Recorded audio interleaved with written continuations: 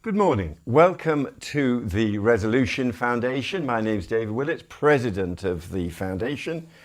Today we are producing our new report on wealth and the distribution of wealth, our wealth audit. We'll hear in a moment from Molly Broom, who is our senior economist who has produced this report. And I'm delighted that we're also joined by Polly Toynbee, a journalist and writer from The Guardian, and Professor Mike Savage, who has done a lot of work on intergenerational mobility at the London School of Economics. If you have questions, do go on Slido and put in your questions to us, and we will try to have full online participation as well as participation from people here physically with us this morning. Molly, over to you for your presentation. Thank you, David, and I'd also like to thank my co-author, Ricky Kanambar, for all his work on the final output. But as David said, I'm going to take us through the key findings of the Resolution Foundation's fourth wealth audit, which takes a closer look at wealth inequality in Britain and why it matters for living standards. So let me start with the big picture on household wealth. Since the early 1980s, Britain's defining wealth trend has been a rapid rise in wealth relative to income. That trend continued during the pandemic, with total wealth reaching nearly 7.5 times GDP in 2020-2022, up from around 3 times GDP in the mid-1980s. But it's worth being aware that the aggregate data shows that wealth has fallen somewhat since the pandemic, but because of data lags, this fall isn't yet reflected in the official ONS Wealth and Asset Survey, which our analysis is based on. So there's been a lot of discussion about wealth inequality in Britain, yet this isn't reflected in the relative measures of inequality. In fact, as you can see from this chart, the concentration of wealth at the top has remained remarkably stable over recent decades. As you can see in this chart, the share of wealth held by the top 10% fell sharply between the start of the 1900s to 1980, falling particularly quickly following the Second World War. And then since then, it has remained stable, with the top 10th owning around half of all wealth in Britain. But focusing only on stable wealth shares misses an important point. And that is that as wealth has grown, so too have the absolute real wealth gaps between wealthy families and less wealthy families. This chart shows the gap between average family wealth among those at the top of the wealth distribution, the 10th decile, and those in the middle of the distribution, the 5th decile. During the pandemic, these absolute real wealth gaps continued to widen, with the gap between families at the 5th and the 10th deciles standing at £1.3 million during the pandemic, up from 1 million in 2006 to 8. To put the size of this gap into perspective, the average per adult family wealth in the latest data was around £168,000. Or put another way, this £1.3 million gap between families at the top and the middle of the wealth distribution is now equivalent to 52 times typical full-time earnings, up from 38 times in 2006 to 8. This means that even if the typical person in the middle of the wealth distribution miraculously saved all of their earnings for an entire working life, this wouldn't be enough to help them climb from the middle of the wealth distribution to the top. So what's driving some of these trends? Our analysis shows that rising asset prices have been a main driver in increasing household wealth in recent decades. This chart breaks down average wealth into the growth in average wealth into active accumulation, so saving and paying down debt, and passive accumulation, which captures gains from rising asset prices. And we see that since the early 2010s, passive gains, especially from rising house prices, have accounted for more than half of the rise in average family wealth. And this matters because those without assets gain nothing from passive gains. In fact, it makes it more difficult to accumulate wealth. The most obvious example is rising house prices have made it actively more difficult for non-homeowners to get on the housing ladder.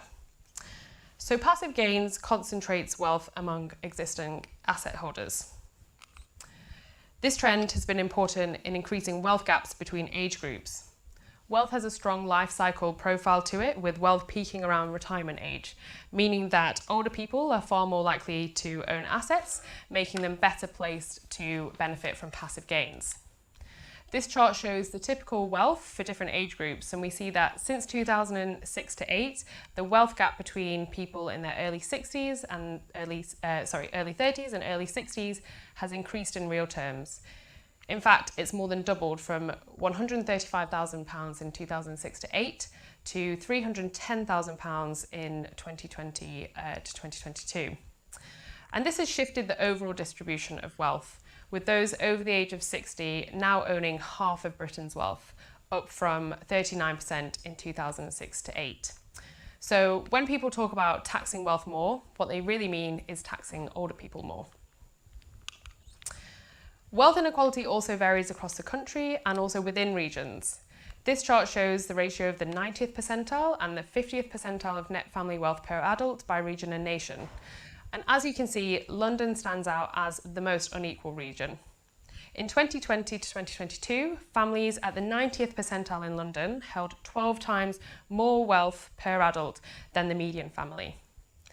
You can also see that London has also seen the fastest rise in inequality, which has largely been driven by rapid increases in house prices in London over the period covered by the Wealth and Asset Survey, combined with the fact that property wealth is held more unequally in London than anywhere else in the country. For example, in the latest data, the median family in London had no property wealth, while those at the 90th percentile had more than £400,000 in property assets. So that's the big picture on wealth inequality. How concerned should we be about all of this? Well, we might be less concerned about these big wealth gaps if there were high levels of wealth mobility in Britain, as this might signal greater levels of opportunity. But unfortunately, that's not the case. Using the longitudinal data from the Wealth and Asset Survey and stripping out the life cycle element of wealth accumulation, we find that most people move no more than one decile up or down the wealth distribution over a 4-year period.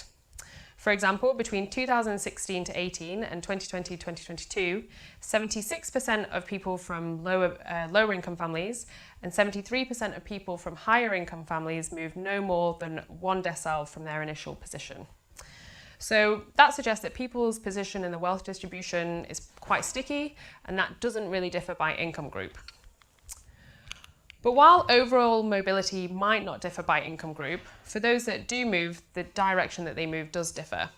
For example, from this chart, we can see that 45% of people from higher income families moved up the wealth distribution over a 4-year period, compared to 40% among lower income families. We can also see from this chart that lower income families were more likely to experience downward wealth mobility. So what's behind some of these differences? Well, the report finds that those from higher income families are more likely to experience events that tend to boost wealth compared to lower income families. The events here marked out by the green dotted line are those that are strongly associated with positive movements up the wealth distribution, and the red shows events that are strongly associated with moving down the wealth distribution. And what we can see is that between 2016 to 18 and 2018 to 20, 7% of higher income families moved into home ownership from renting, compared to 4% of people from lower income families. And again, moving into home ownership is strongly associated with a rise up the wealth distribution. We can also see that higher income families are more likely to receive financial transfers as well. So 11% of people from higher income families received a financial gift, compared to 6% of people among lower income families. And by contrast, lower income families are more likely to experience events that are associated with the reduction in wealth, for example, an onset of a long-term health condition. So this analysis suggests that chances to build wealth and the risks of losing it are unevenly distributed across income groups. So I was going to stop there, but I'll just wrap up with some key takeaways from this year's wealth audit. And that is that Britain's wealth boom continued during the pandemic, and this has widened wealth gaps between wealthy families and less wealthy families. Passive gains have disproportionately benefited the already wealthy. We've seen that intergenerational wealth inequality and inequality within regions continue to widen during the pandemic. And we've shown that high inequality and large wealth gaps are doubly concerning because wealth mobility in Britain is severely limited. So what should we do about this? Well, If we want to address persistent levels of wealth inequality and increase mobility, policy needs to do more to expand opportunities to build wealth throughout the life course, whether that be through improving access to secure, well-paid work, supporting affordable home ownership, or building on existing successes such as facilitating greater pension saving. Thank you very much.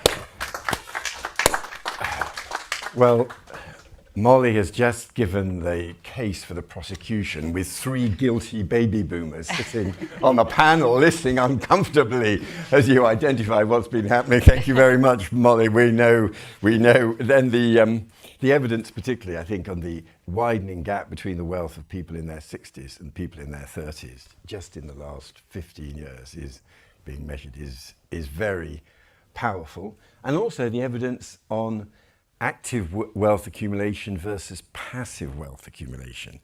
I do find over the years of engaging in these discussions that often people who've seen their house value shoot up, they're very keen to argue it's because they saved hard to build the conservatory. The fact that actually they have been also benefiting from a wider gain in house prices linked to things with a tight planning regime, doesn't count quite so much, but there's clearly this distinction between the active and passive saving is a very important feature of Molly's argument. So Polly, you have written on this for a lot. Your observations on what you have just heard.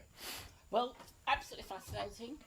Very good to always have more and more research evidence, but deeply depressing because we've known it for a long time. We've thought about it for a long time.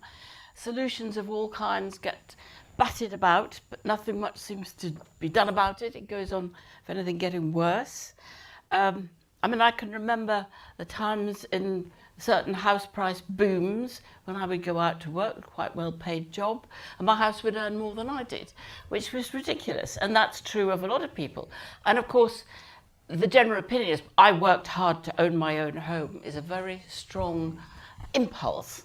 And if you say, no, actually you didn't, you worked hard to pay for this much of it, and it's now worth that much. People utterly don't like that argument, just as they don't like inheritance tax.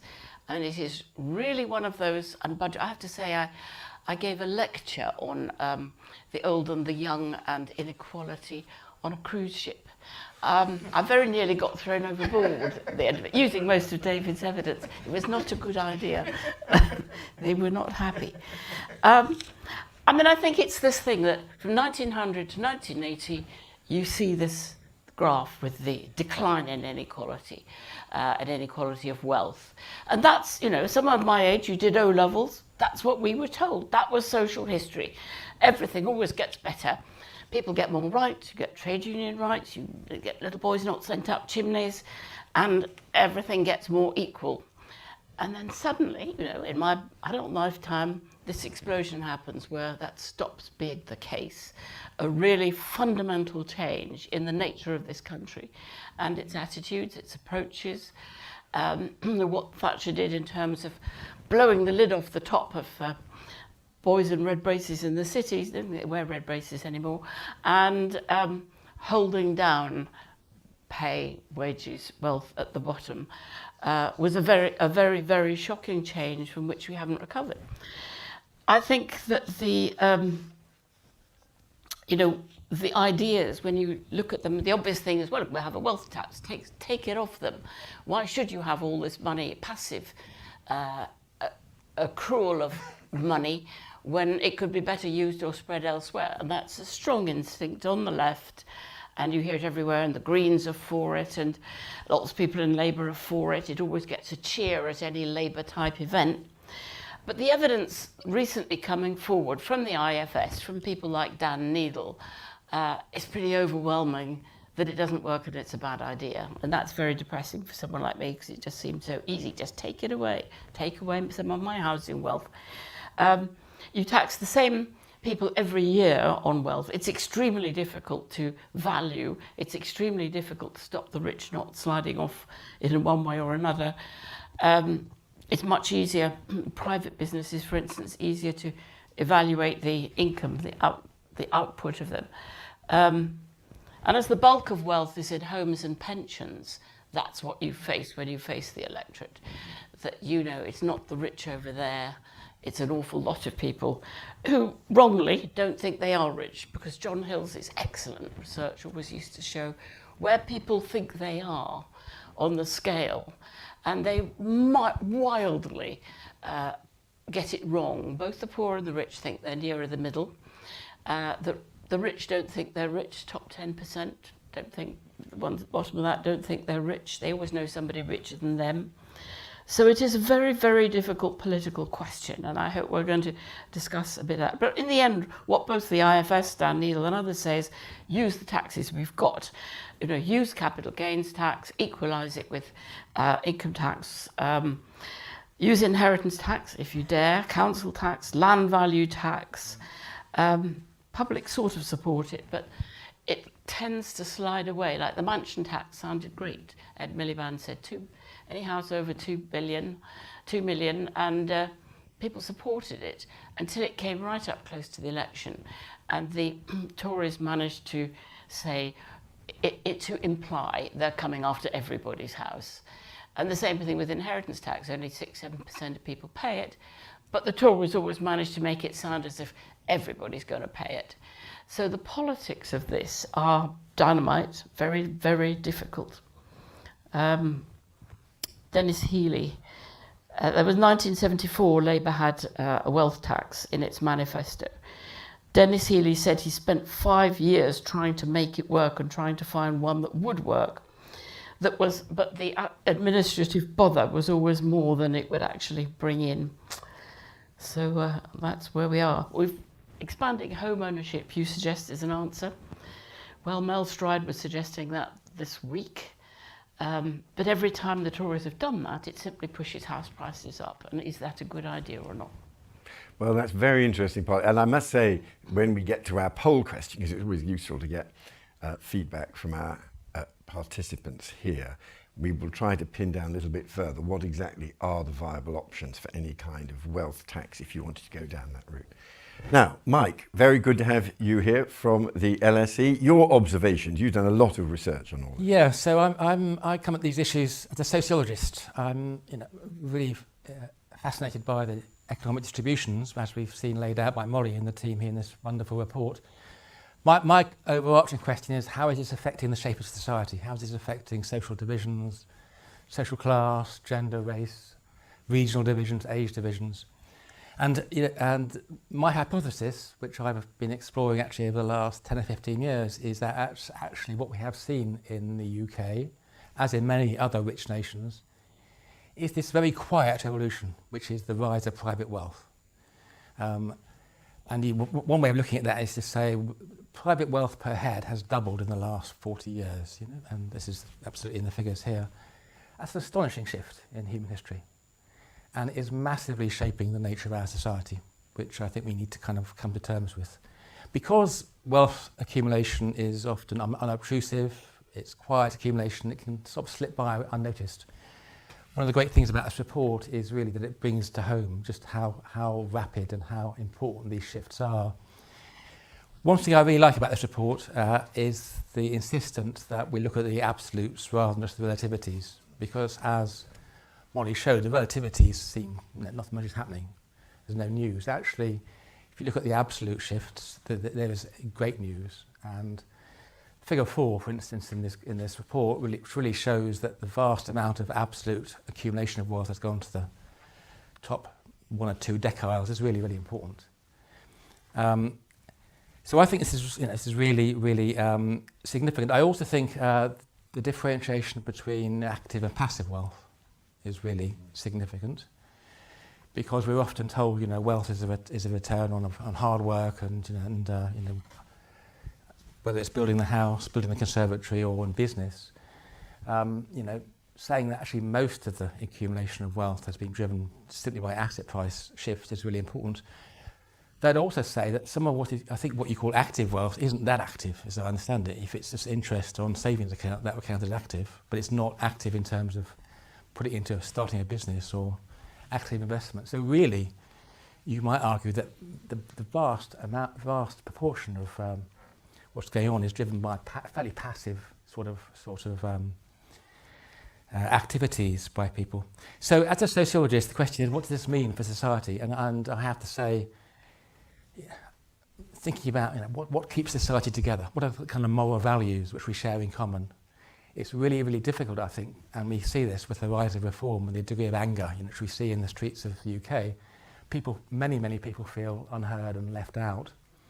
And you can kind of see why, because the vast amount of wealth accumulation has not gone the majority of people's ways. So the moral case, it seems to me, about thinking about what we do at the top is really, really unanswerable.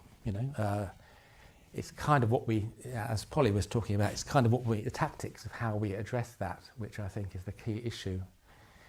If we are to think about Britain as a cohesive society in which we share common values, it's not something I think we can duck, despite the fact that the political choices are undoubtedly hard.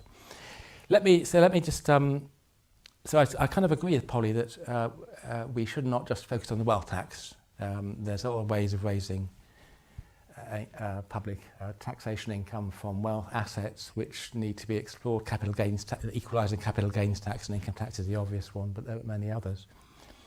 But I do also want to make the case that actually considering a wealth tax option is still really powerful, partly for the moral reason that actually we are saying as a society, as a nation, that we think it is reasonable for wealth assets which are collectively produced by all of us, and socially produced by all of us, to have, there should be some kind of common taxation which flows from that. So there's a kind of, I think it would be the political gains of a government brave enough, in a sense, to push this forward could be considerable. It's like saying we want to take leadership for a really important initiative, which is demonstrating we want to work together as a society. Is it implausible? Now, clearly there's a very, very powerful wealth defence industry, which always says if you do this, people will find exemptions, people will leave.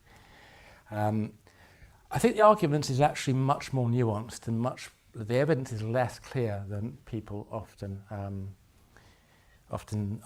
point out. There's been a lot of interest in what will happen to billionaires, if there's a wealth tax introduced, and there's discussion about what's happened in the various countries. Norway is often singled out. My colleagues at the LSE, including people like Sam Friedman and Andy Summers, have done work on the impact of non-dom, will the end of non-dom regulations cause people to leave. The evidence is actually that really many wealthy people are embedded in the UK, really. It is not a negligible decision to up sticks and go to Dubai or Geneva or wherever it happens to be. And certainly when we get down away from the super rich to the kind of top 10%, top 20%, most people's lives are pretty much firmly in the UK. And it's unlikely there'll be much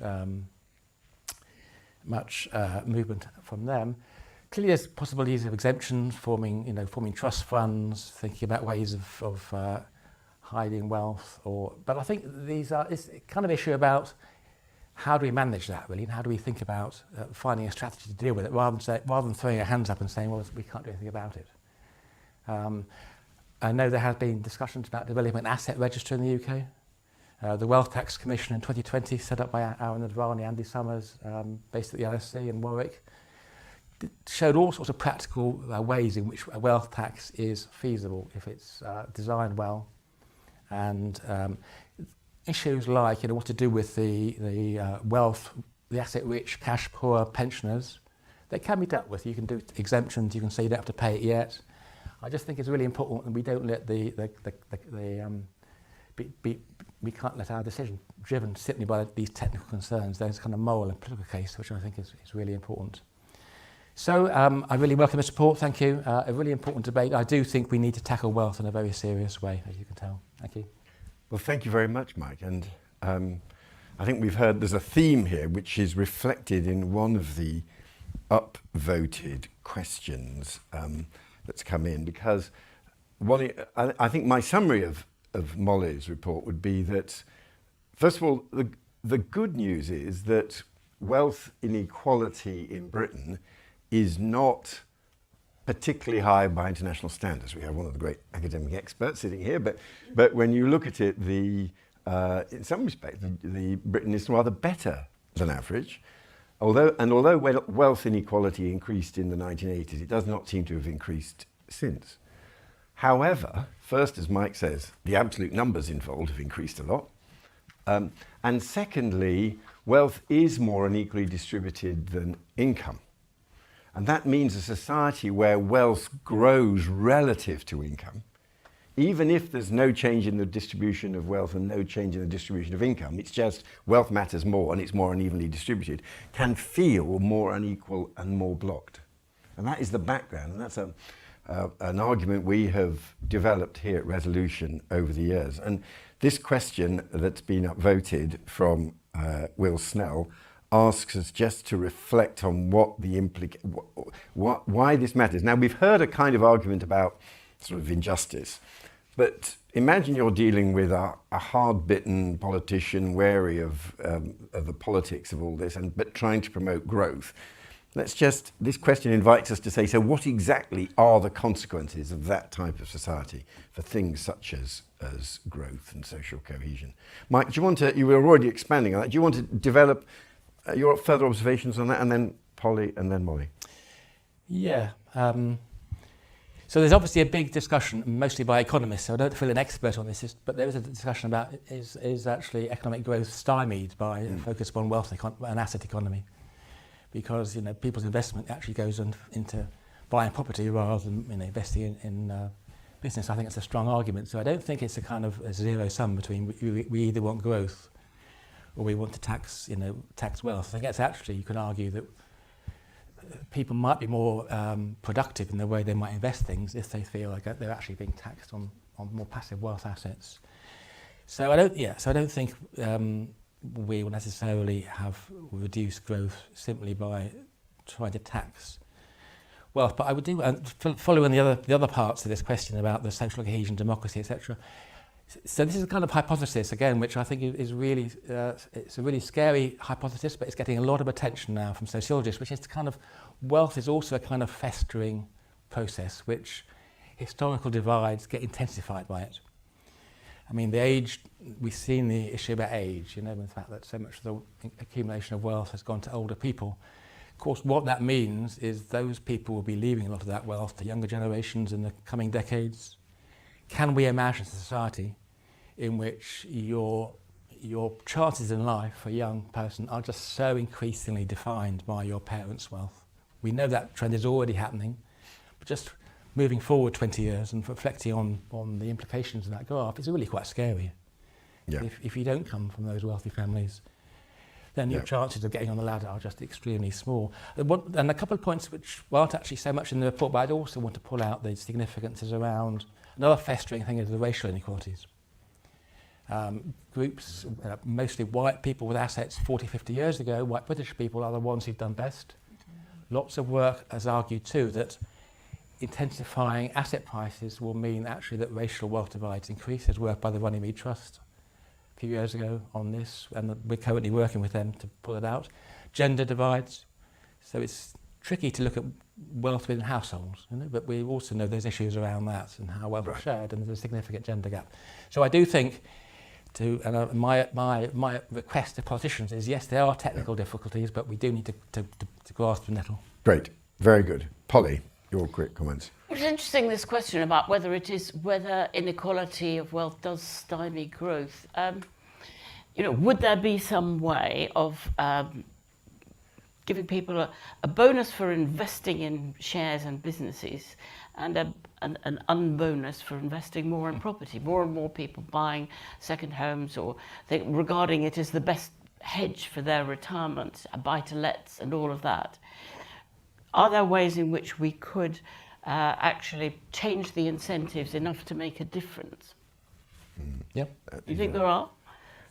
It's an interesting idea. I haven't heard that particular policy, but absolutely, that's the kind of way to think of it. I can sense I've got to get on to my poll question quickly. Molly, any observations you have, and then I think I will then put up the poll. Yeah, so I guess on the social cohesion side of things, the report does reference some research done by Bobby Duffy at King's, and for example, a 2024 survey found that 60% of UK adults say that the wealth gap is too large in Britain, and more people are thinking that the very rich hold more power than national governments. So there definitely is this sense that these growing inequalities are sort of breaking down social cohesion in Britain.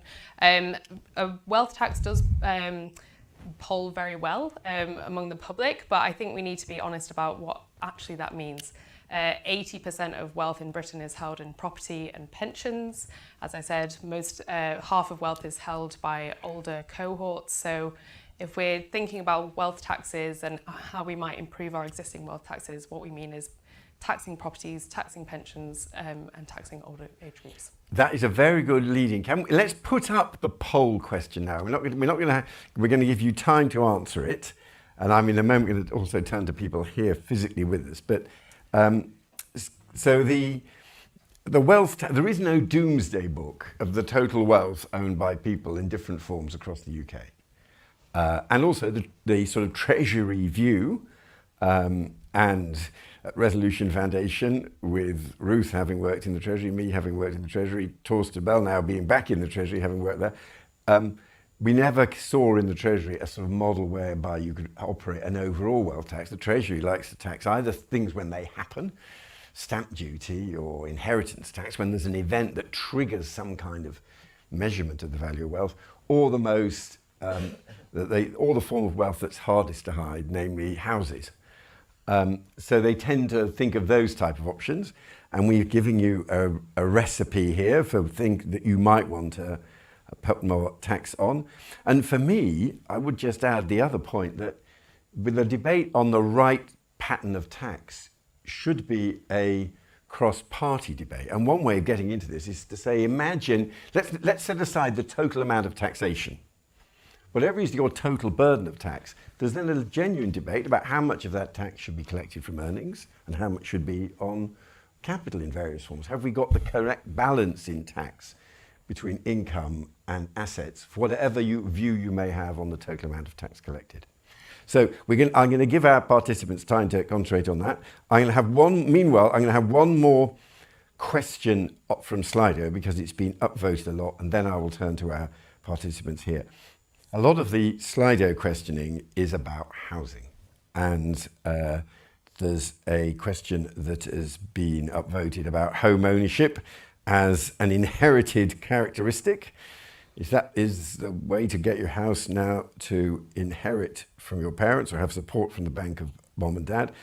But there's also been another housing question I want to put in on this, which is could we not try to lower house prices as one way to tackle the problem? So let's just briefly focus on housing. And I don't know if there's people physically here who want to follow up specifically on the housing issue before I turn to our panel.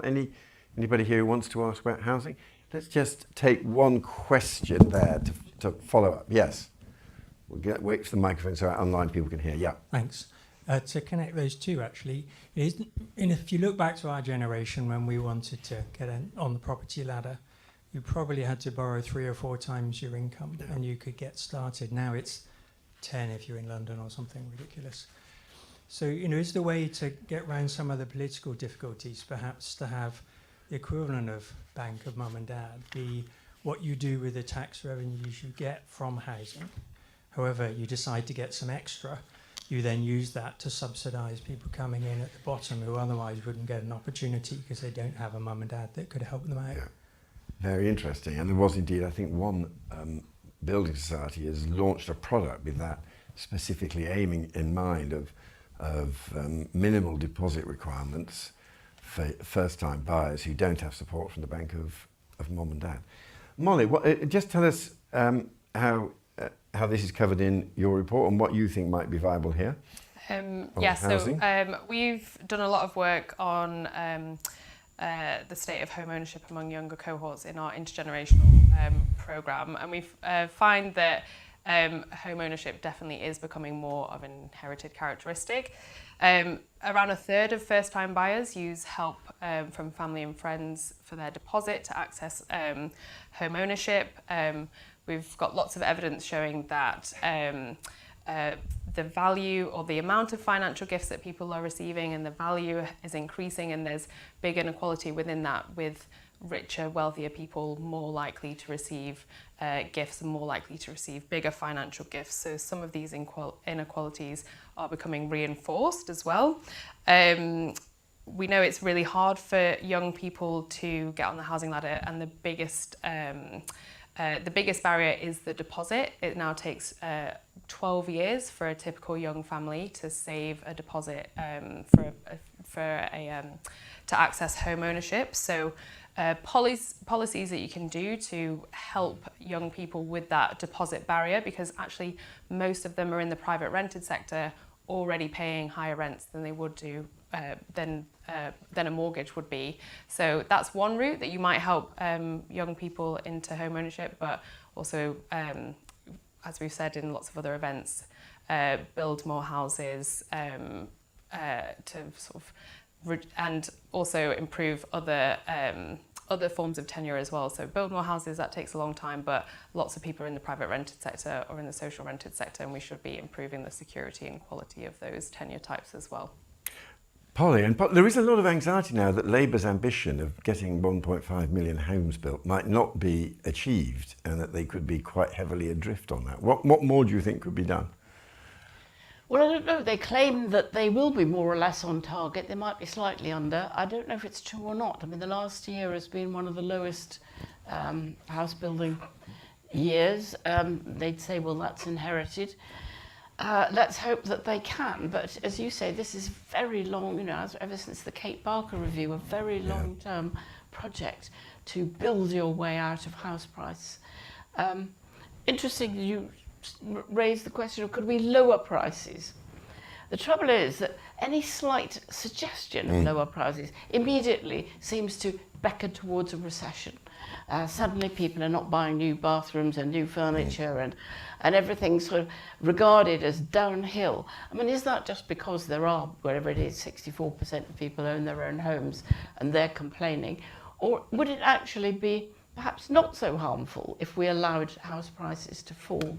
I don't know the answer to that. Mike?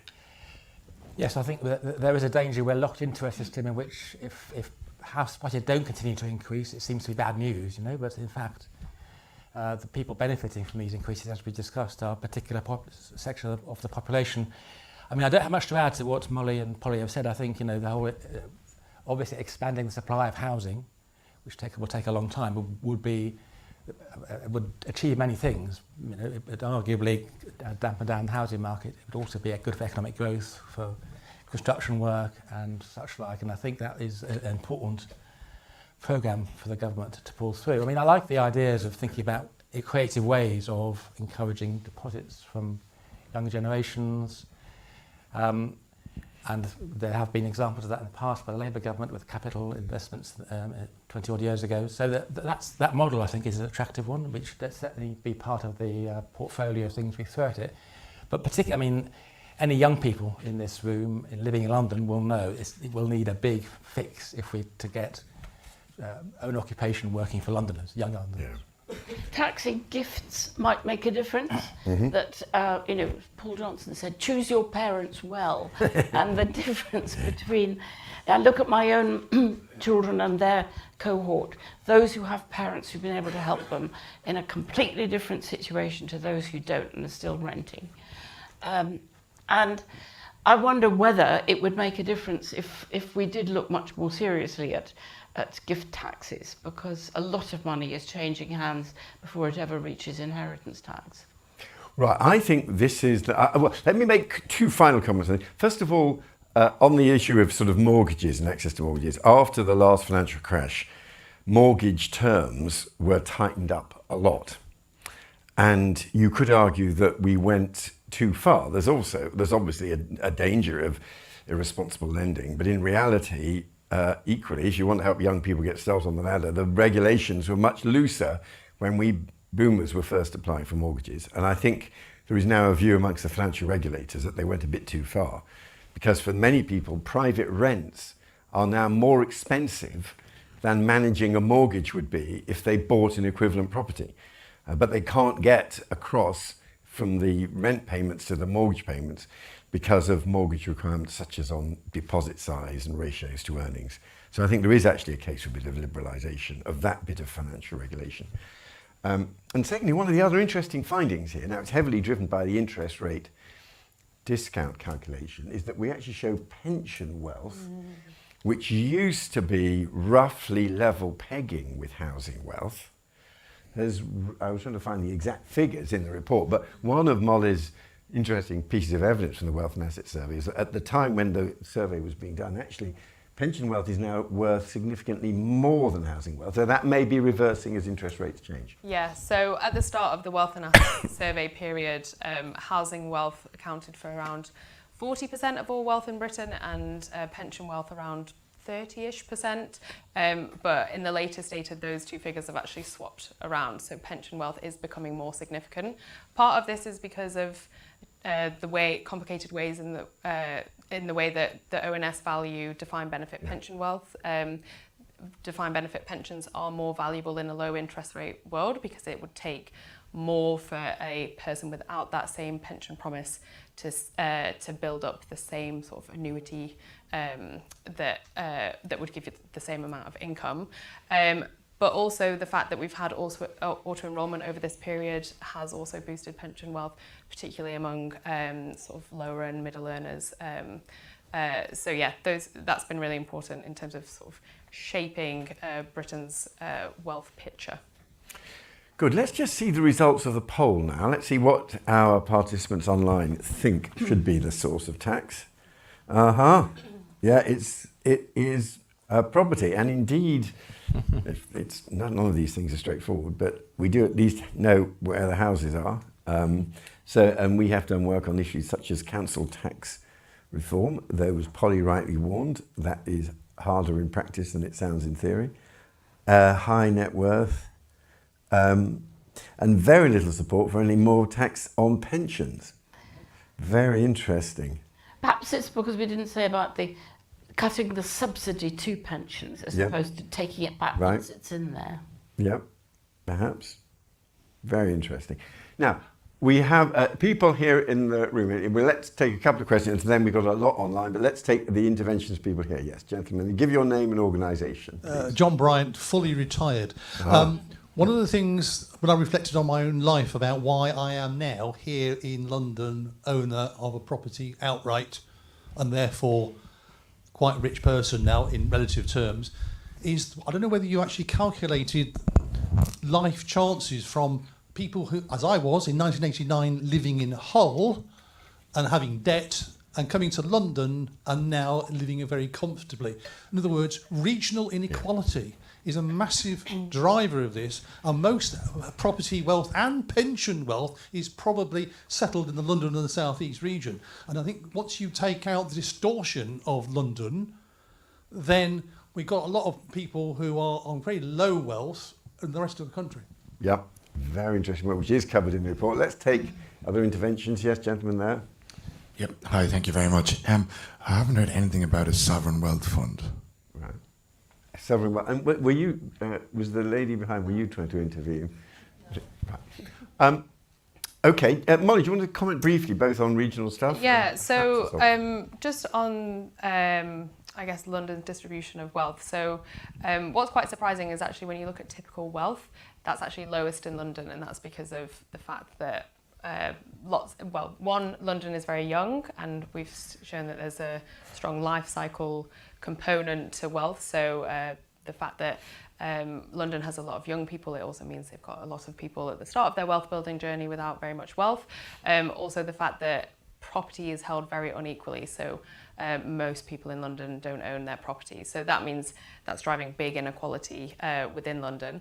In terms of people moving to the capital for, so to say, better job opportunities, we've done research which shows that a lot of the advantage that you get from moving to London and getting a better paid job, for example, is actually captured by landlords through your rent. So actually, yes, in terms of sort of accessing well-paid work and your career progression, it might be a good thing to do. But yeah, the benefits of that decision mostly flow to landlords, unfortunately.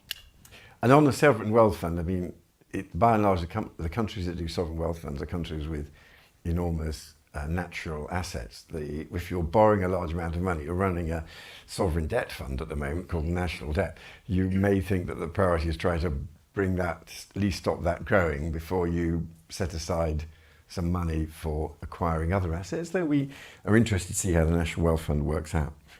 I think what I'll do next is go to several questions that have been upvoted. Now, this question has been upvoted, and I'm assuring you that this is not simply because of my personal interest in the subject of higher education, but this has been very heavily upvoted, and it's about, let's treat it as a wider question about social mobility and the extent to which higher education might be another way of promoting social mobility.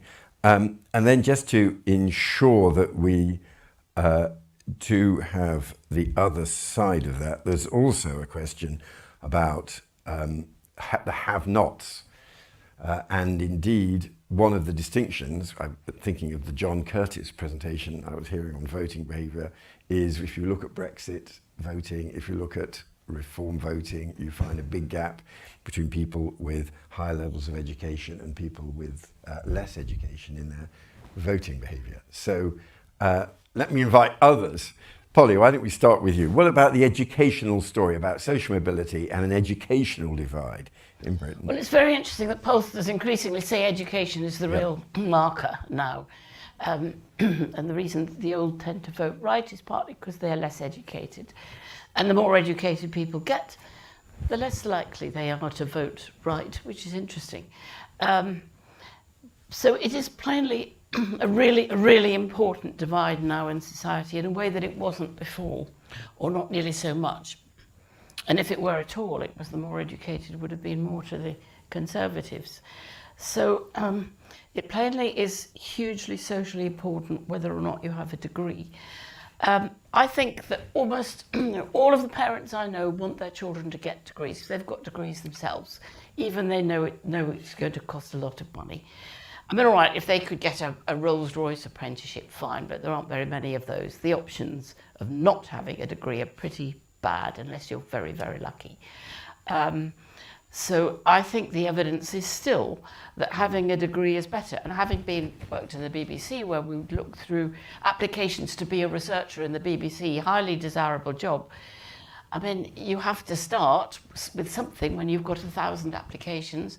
And frankly, if you haven't got a degree, you've got to have something else stunning about you to stand out in that kind of stack of applications for jobs. Yeah, and of course, we're talking about educational facts. One thing people don't like is kind of educational snobbery. And I think actually the famous or notorious Trump remark is a very ingenious slogan.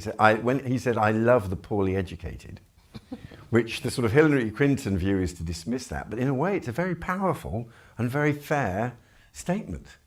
And the people who dismiss that as a sort of outrageous thing to say, no, he was he was reaching out deliberately in his electoral appeal to a group who sometimes do feel dismissed.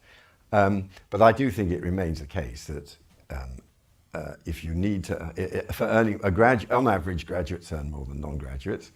So graduates do have higher earnings, but as Molly's report has shown, earnings are no longer on their own the route to acquiring significant assets that they used to be.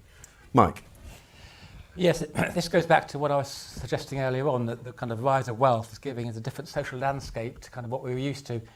Because my argument about education and the kind of meritocratic route is that used to be the conventional argument from the late 20th century. You know, if you go to, partly linked into kind of arguments about the grammar school route. You know, if you're a working class kid and went to grammar school and then you go to top university, you get a good job. And that was a route out for working class boys, late 20th century, and a bit later for girls. Girls were behind boys. The question which I have is kind of whether that route is becoming much more difficult now. So that appeal to going to university, meritocracy, it may be stalling. I mean, Molly may have more figures on this than I know, but I've read somewhere, I think, that the economic returns to having a degree are reducing. It's also the case that because higher education has expanded so much over the last 40 years, it depends a great deal on which kind of university you go to if you want to get into the top jobs. And so and that is creating more hierarchy and inequality within universities. 10 years ago, I was working with the BBC on this big project called the Great British Class Survey. Some of you may remember it. And we were looking at people's education, their cultural capital, their social networks, their social capital and their economic capital.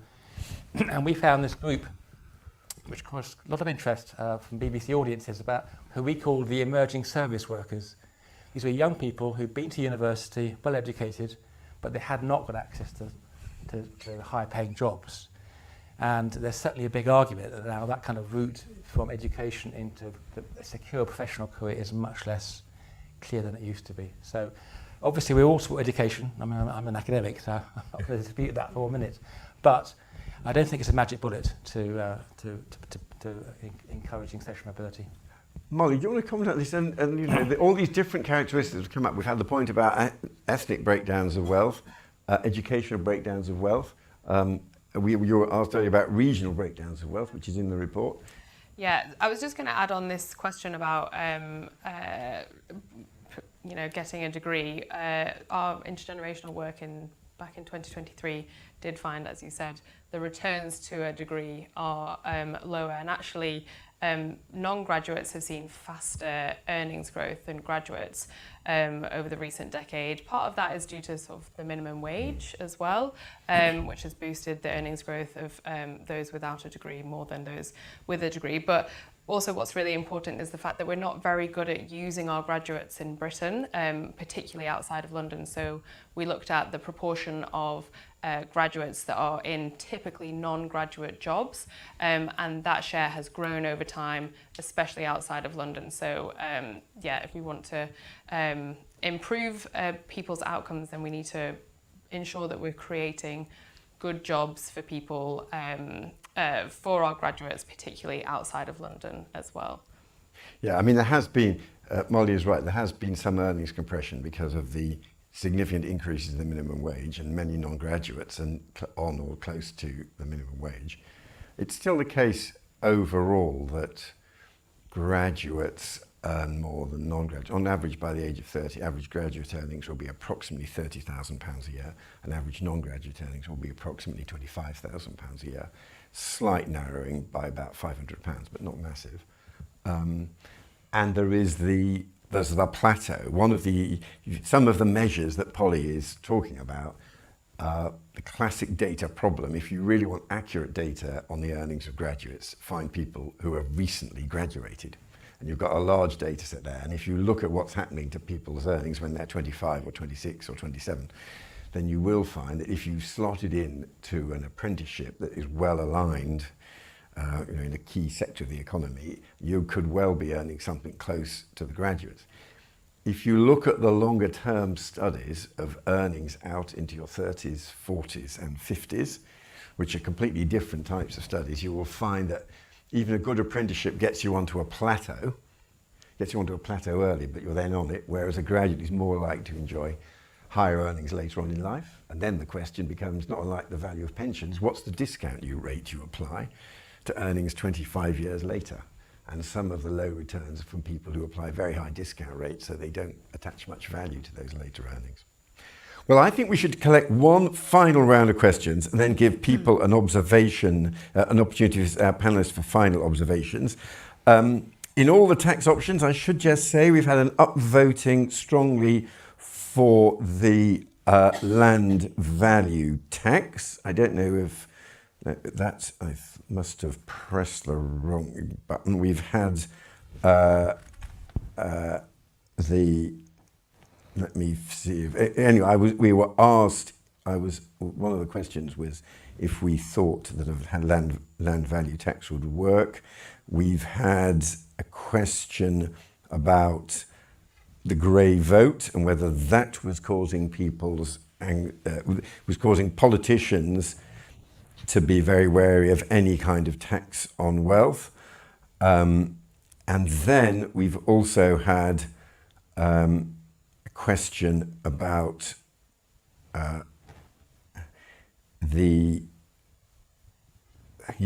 hypothecating wealth taxes. I think this was hinted at earlier. And we had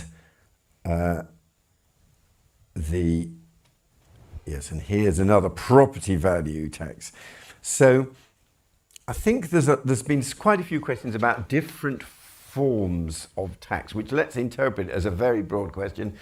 what actually would you do about any of this? If you are a politician trying to face election, not operating from the safety of the House of Lords, facing real voters, and you're trying to think of one of these a way forward that is both delivers better generational fairness, but also collects a little bit more money from this high value wealth, rather than taxing earnings at a particularly high rate. What are the actual options you might pursue? And any other final observations? Let's start with you, Mike.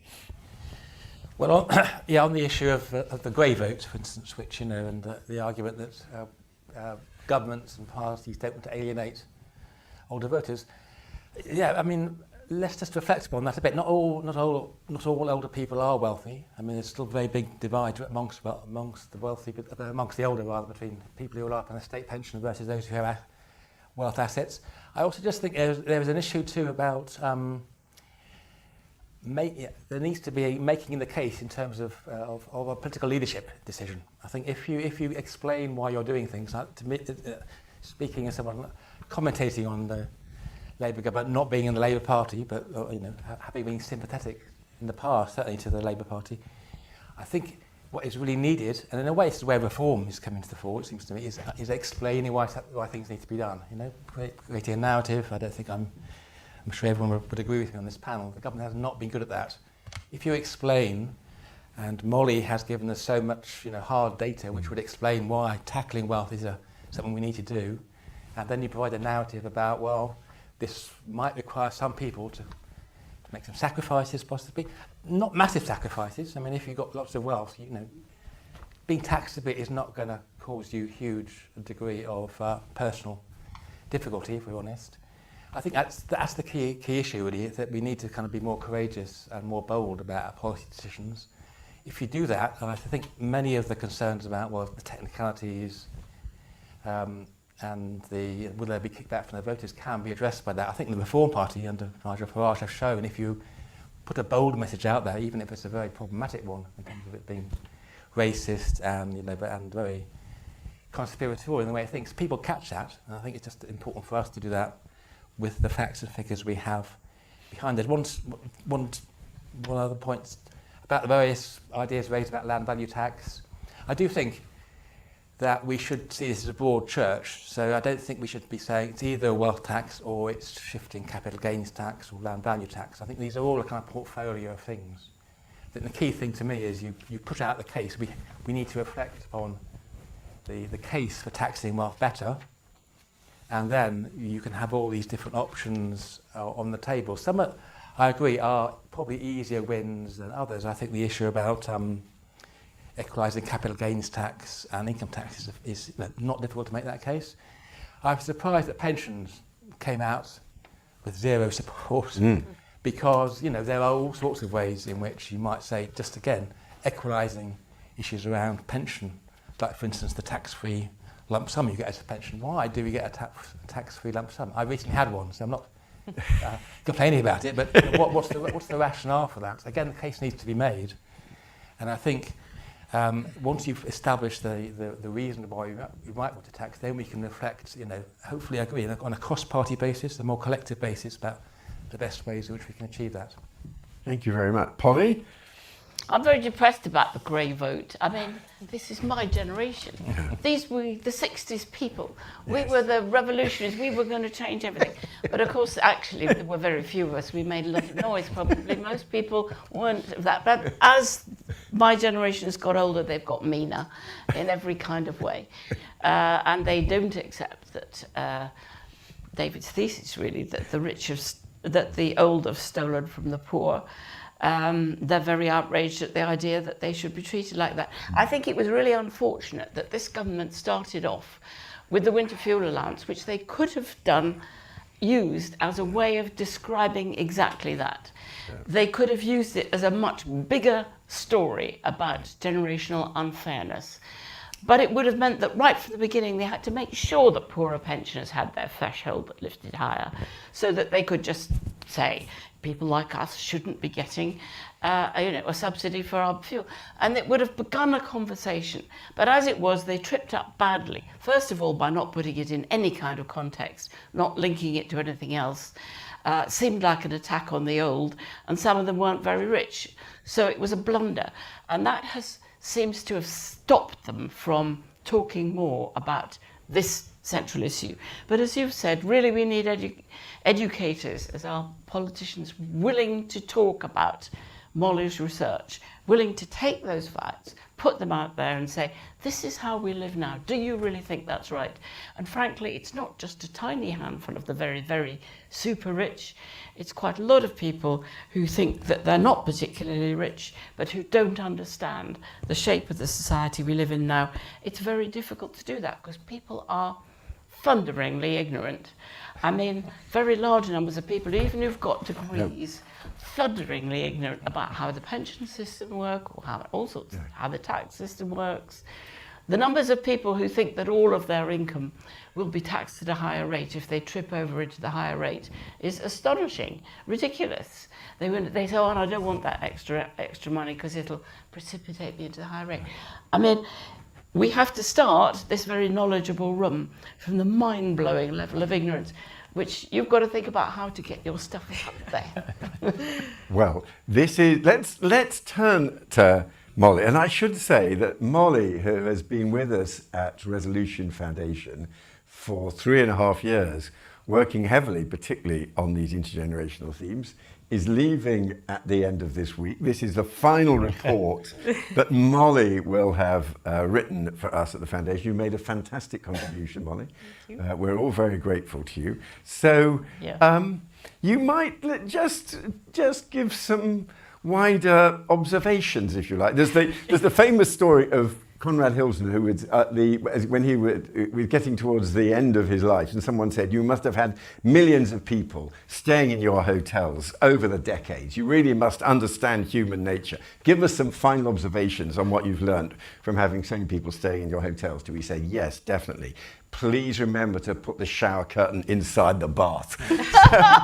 So there are these observations about what people get up to. Molly, you've had 3.5 years doing intergenerational work. This is your final report. Do you want to give us any final observations? No pressure. I've got a big wish list of things that I want government to do. But I think I'll reflect on the grey vote, because we've done lots of work on that on the intergenerational programme, where we've looked at sort of turnout patterns. And actually at the last election, we thought that millennials would have represented about the same amount as the baby boomers in terms of the eligible voting population, but because of turnout differences, the baby boomers still have an advantage over any other generational cohort. And so it actually is on my generation as well to turn out and vote for things. So that's one place we could start. And then just in terms of taxes, you've framed it as a sort of what would you do if you were a politician, which is quite difficult, because the one tax that I would really like government to address is council tax. I think it's regressive, it's out of date, it's based on values from 1991, so actually the bill that you pay doesn't really reflect the value of the property that you live in, but it's really difficult to do anything on council tax because it creates huge losers, particularly those in London in expensive houses. So I think if I was going to do something, everyone hates inheritance tax as it is. So if you were to change it, you could do, as you said, Polly, change the way that we tax gifts and inheritances by moving to a lifetime gifts tax. And what you could do is set the threshold quite high, maybe I think we've said £125,000 in the past, that you get tax-free through gifts and inheritances, and then you start paying tax as a progressive rate above that. So yeah, that's the policy that I think I would take forward. But yeah, I've got a big wish list, and I could spend the next half an hour talking about it. Well, thank you very much. And look, that is as I said, almost regardless of the level of tax, there's still a debate, an important debate, about ensuring those taxes are raised fairly. And Molly has just given some fantastic suggestions, and we have recently produced a proposal for increasing the rate of income tax, given the fiscal challenges the government faces, but offsetting that by matching reductions in employee national insurance, which would mean that people with employment income would not end up paying more tax. And no, you don't wish to. It's so tricky for politicians to get into exact games with words. You could just about say this is not an increase in the burden of tax on working people, and you would instead find it was other sources of income, not from earnings, which was where the extra income tax revenues really came from. And as many of those people whose income's not derived from earnings tend to be older, that is another step towards generational equity. So thank you to our panel, thank you to Polly, thank you to Mike, and I think particularly on this occasion, if I may, a special thank you to Molly, not just for this report, but all the reports over the years. Thank you all very much.